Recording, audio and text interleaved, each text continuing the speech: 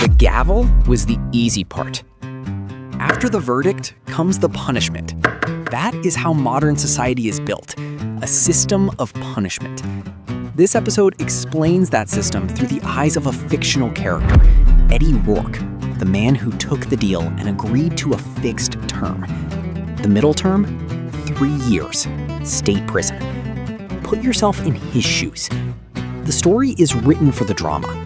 The system and its procedures are real. A white bus, wire on the windows, a red transport jumpsuit over state cotton. A color every yard reads at a glance. Waist chain, cuffs threaded through it. Vega driving, Kowalski watching the mirror. 5 men ride the cage. Across the aisle, a kid keeps swallowing. Behind him, a big man, Carter. That name comes later. Just sleeps. The property bag rides in the hold. Nobody talks. You haven't slept. The engine hums, the road rocks the cage, and the mist night catches up. Your eyes close, and the ride blurs into everything that brought you here. It comes back in pieces. The holding cell under the courthouse. County again. Same bunk, new status. Sentenced.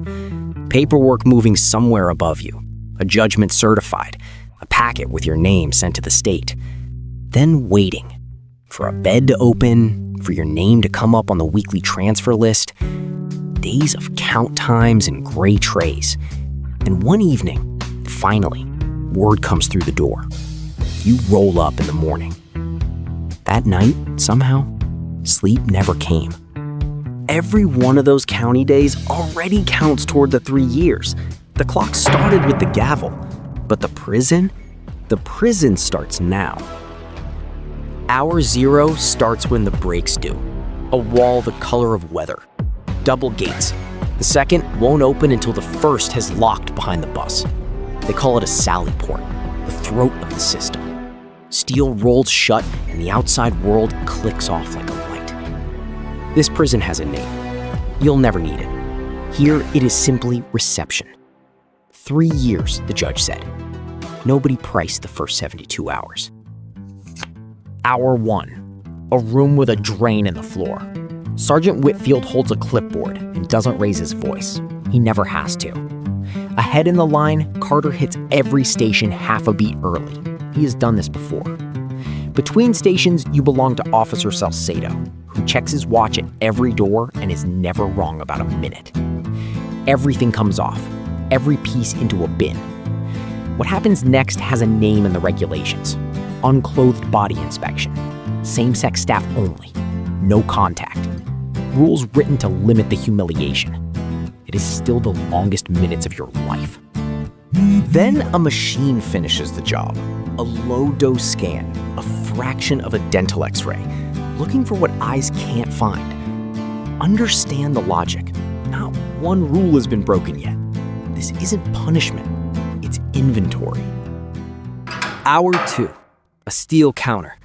The bag with your name on it is tipped out and logged, item by item, onto Form 1083. Belt, laces, phone, wallet. 1 copy for the state, 1 receipt back across the counter. The first document of a new life. Whatever the prison won't store gets a decision on the spot. Mail it out, donate it, or a checked box that says destroy. You pick mail. There's an address that still holds. Then a shower on a timer. Water someone else controls. And the trade. The red rides back out with the bus. Reception issues its own. State cotton, stiff with newness, the uniform of the unclassified. In this building, that uniform says one thing. Nobody has decided yet what you are. The red was a layer. This is a molt. Hour 4. A clinic that smells of disinfectant and cold coffee. Nurse Okafor is the first person since the courtroom to look at a face longer than a file. The screening is mandatory within 24 hours of arrival. Blood pressure, old injuries, tuberculosis. Questions first, then a needle. Then the quiet ones. What do you take? And flat and practiced, do you have any thoughts of hurting yourself? You say no. She writes it down, and a box on her form records what must be reviewed before the next dose is due. She is not your friend. She is the first proof that the system intends to keep you alive. Hour 7. Fuentes, an inmate with a job, a cart, and the walk of a man who stopped hurrying years ago. He hands over a bedroll. Sheet, blanket, towel, soap the size of a matchbox. His shirt is blue. Blue means the system has already decided about him. Salcedo walks the last 100 yards himself. A corridor of echo. One door in it, yours. The cell has 2 bunks because the rule presumes 2 men. A single cell is an exception almost nobody earns. The bottom bunk belongs to Moreno. 26, the same uniform as you, already classified, waiting on a seat on his own bus. He looks up once, nods, and goes back to a prison newspaper 4 months old, passed through 40 hands. Dinner is a tray through the door slot. Hour 10. Count time. You stand at the door while Officer Trask walks the tier, matching bodies to a tally he trusts more than names. The count is the heartbeat of this place. It repeats through the night.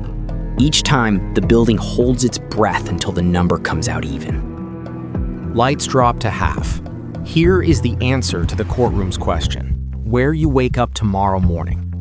Except sleep doesn't come. Reception keeps you behind this door most of the day. Yard only when the schedule allows. So you listen. Steel settling somewhere below. Ventilation with a fleck of metal in its throat. Somewhere down the tier, the kid from the bus asks a question nobody answers. Hour 19 arrives before sleep does. When sleep finally takes you, the day replays in flashes. The drain in the floor, the scanners hum, the receipt with your name. One thought follows you under. None of this was invented for you. Through this same intake, in a single year, almost 15,000 men come through, about 40 a day. You are not a story here. You are Tuesday's count. Hour 26, day 2. A small office, a closed door, Counselor Ibarra, and a form kept face down. Federal law gives the prison 72 hours to ask, in private, whether you have been hurt before, whether you feel at risk here. Questions that measure vulnerability, not danger. Refusal is allowed, and refusal can't be punished. The same system that stripped you at hour 1 is now quietly obligated to protect you. Both are policy. Neither is personal. Hour 31. Same office, different form. The one that decides where you spend the next 3 years. Ibarra doesn't ask if you're sorry. The form has no field for that. First arrest, this one. Prior terms, none. Gang ties, none. And the engine at the center of the math. The length of the sentence times 2. A whole case folded into one multiplication. That night, the ceiling gets your open eyes again. Blink. The form. The multiplication. The tag. Somewhere in this state, 91,000 people live inside the same arithmetic, and every one of them started with a worksheet like yours. Your eyes close. The clock does not. Hour 54, day 3. They call you back to hear a number. The worksheet starts at 6, 3 years times 2. No priors, no gang points.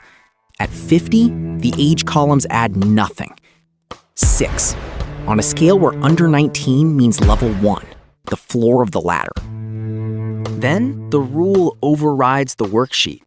Robbery is a violent felony, and violence carries a mandatory minimum, 19 points, level 2. The worksheet says 6. The rule says 19.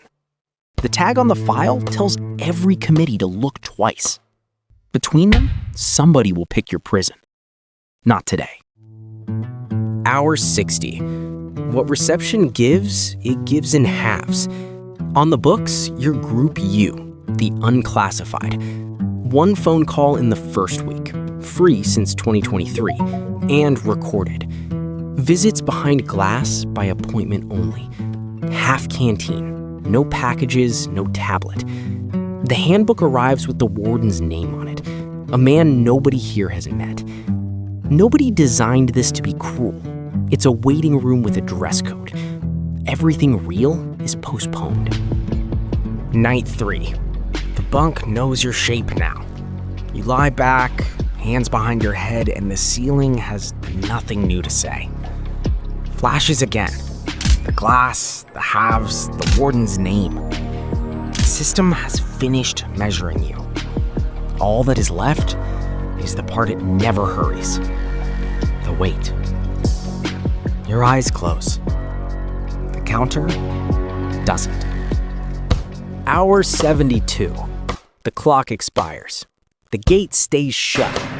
The federal deadline has run out. The medical boxes are checked. Your number is 19. You are officially measured. And you're still here. Reception can hold you up to 90 days. The permanent prison hasn't been chosen. The official who endorses transfers hasn't opened your file. The seat on the next bus out doesn't have your name on it. 72 hours ago, the gate rolled shut. And you thought the ride down was the hard part. Now you know better. The bus was the easy part. Next time, the years themselves. How 3 of them actually pass, count by count, meal by meal, and what routine does to time. Subscribe. The count is already running.